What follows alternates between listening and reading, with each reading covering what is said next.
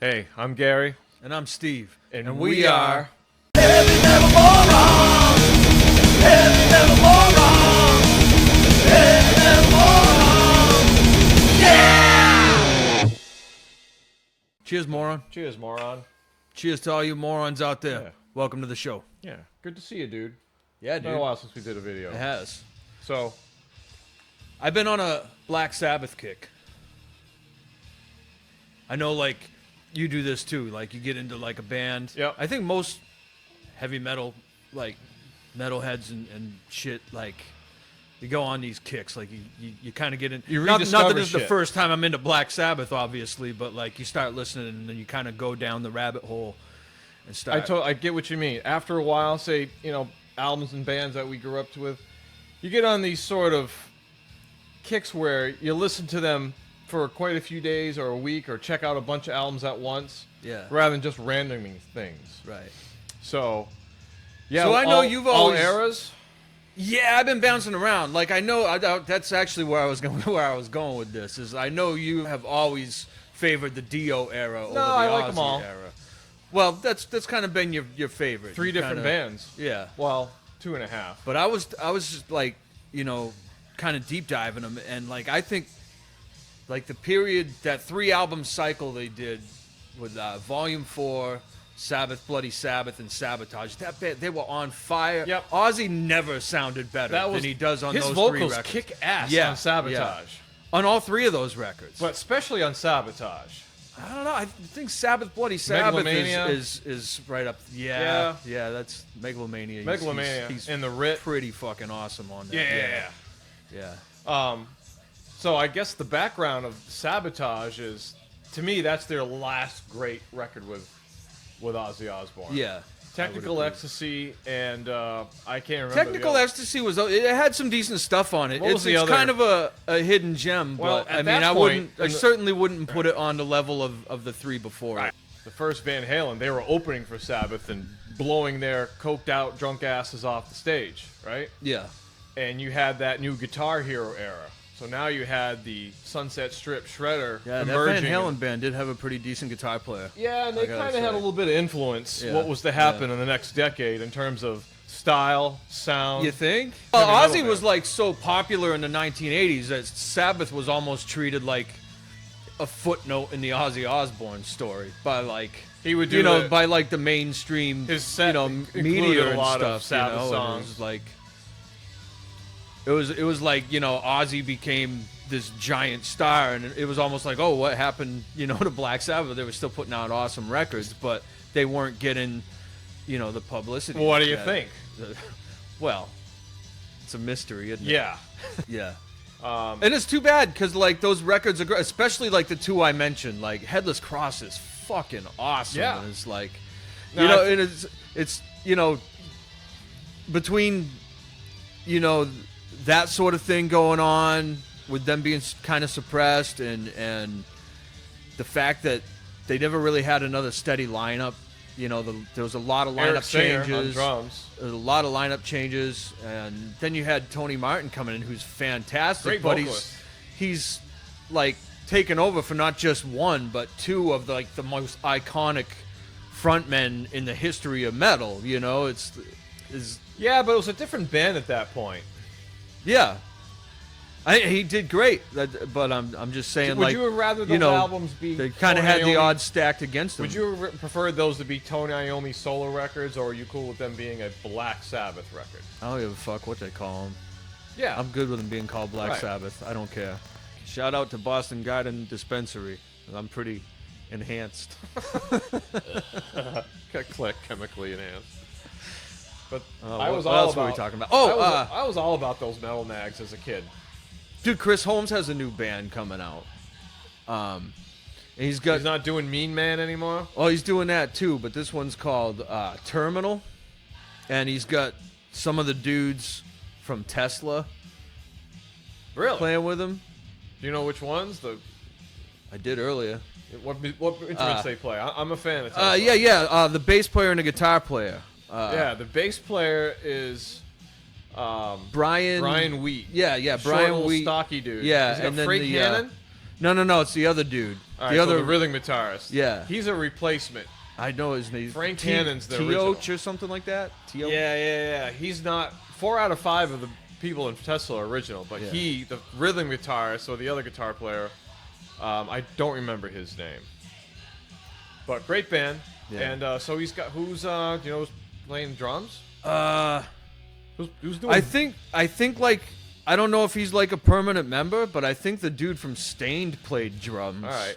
Or they're like the album's not out yet. Like they don't have $1 million anything question. out. But I just Hey, who's doing vocals? not Chris Holmes. Shout out to the mean man, Chris Holmes. Dude, I was such a big wasp. I still am. I think it's the Massive dude. wasp. It's a dude. And I'm not familiar with this band like at all, so I don't know who he is. But it's the dude from Saliva, who I guess were like a 90s band? a 90s like rap metal band or something. But he's singing in this band, so I've heard that band's name. I'm sure I heard him on the radio. yeah. Cool. Well, I'm glad. Shout out to Chris Holmes. I hope he's doing well. If Chris Holmes would ever see one of our videos, I'd be completely honored. Such a huge fan as a kid. I've Chris- been a fan. I'm still a fan. I'm as still an adult. a fan. Yeah. But they made a huge Sort of. impact on me as a metalhead. Yeah. Because I got into Wasp. First one I had was Electric Circus in '86. That's the first one I bought too, and Then then I I went went backwards. back. Yeah. Then I got And they the- hate that fucking record. Well, Blackie No, he hates don't that now. record, now, but now he did. now he likes 20 it. years ago he did. He hated it. Now that he's playing it on tour. But he's no, now fucking he liking it. I read an interview where he has a greater appreciation for it. He should. It's a great That's fucking a great record. record. Killer sound. He went back to playing 6-string guitar on that. Johnny Rod from King Cobra has killer energy on that album. Every album is different. You know, there's some bands out there that we talked about Sabbath early on that had, their later albums in the mid-'70s sounded different than their first two. Well, bands are supposed to evolve, Yeah. We won't talk about how Metallica evolves because I only really recognize the first 4 albums. LPs anyway. What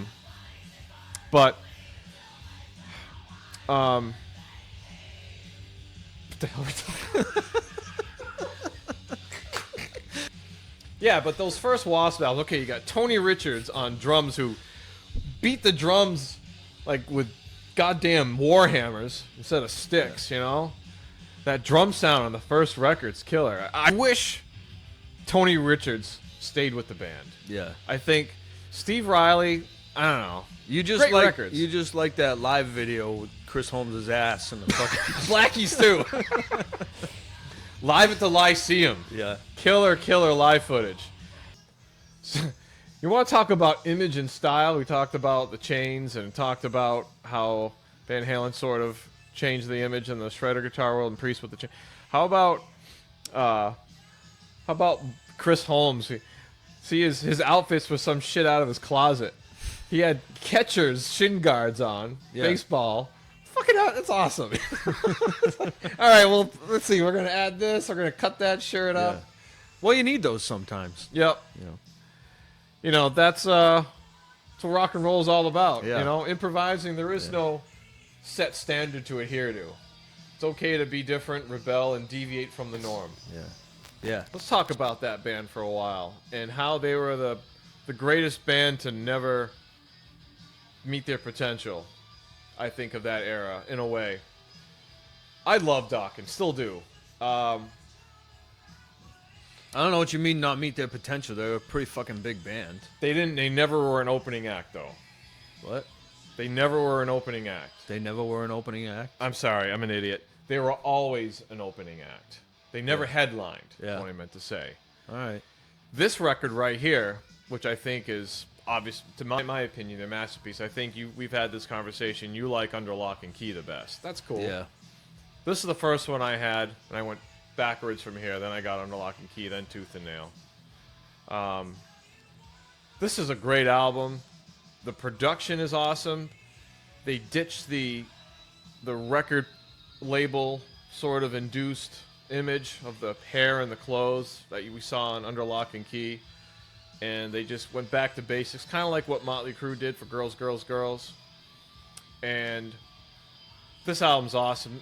just because it has Dream Warriors, no, but I think every track on this album kicks ass and is way better than their first two combined, in my opinion. The guitar work rips. But they were fighting each other. Come to find out, thanks to the internet, these guys were at each other's throats. You know, it's been a well-publicized rivalry, and, you know, George Lynch and Don Dokken just didn't get along. But the songs they wrote together, fantastic. Yeah. Pilson's backing vocals, probably one of the best bassist backing vocals. I think, though, I think the songwriting is just a little bit better on Under Lock and Key. I think that was... It's more melodic. I really like the rawness of fucking drawing a blank. Tooth and Nail. And, that album was Make It or Break It. Yeah. So I really like the rawness of Tooth and Nail, but I think really they all kind of grew as musicians, and they kind of... Pilson recorded that. He They didn't were record really the first one. at their peak with Under Lock and Key. Yep. Greatest cheesy, one of the greatest cheesy... Let me know what your greatest cheesy videos are, you guys dig. My favorite greatest cheesy video is Breaking the Chains. Nothing Breaking says the Chains. 1983 more than that video. There's a chick in there, like I don't know. I got to think about my favorite cheesy video. Do I have a... I don't fucking know, man. High in High School is pretty good. Yeah, that's pretty awesome. Yeah, I'm gonna go with High in High School. Oh, Madam the X. production's so bad. All right, You get I the got, little I midget got another and the- great cheesy video. But cool band. Sabotage, Hall the Mountain King. Yeah. The midget. We're just picking videos with midgets. Yeah, the Madam X video had a midget in it. I mean, there were midgets in a lot of rock videos at the time. Midgets were cool, you know. I think that's when midget wrestling spawned. You had the midget in the "We Can Dance If You Want To," and I think that same midget was in the Sabotage video. Oh, he was really? like an elf or something. Yeah, he was like the in-house. Wait, was it the same midget in the Madam X video too? Was he like so. like the video Yeah. midget? Hey, call the midget. We got a need for another one. Good one. Today you're doing a All right, so we just sat here and rambled about a bunch of bullshit for... Well, Yeah. that's what I don't we know. I don't know what actually is gonna make it into the video, but thanks. I know what's gonna make it. I Two don't- idiots. I don't have anything to drink. I'll toast anyways. Cheers, moron. Cheers, Morons. Thanks for tuning in. We'll see you guys next yeah, time. it's good to see you. You hung out with you in a while. It's always good to talk about metal and metal nonsense. Yeah. Yeah.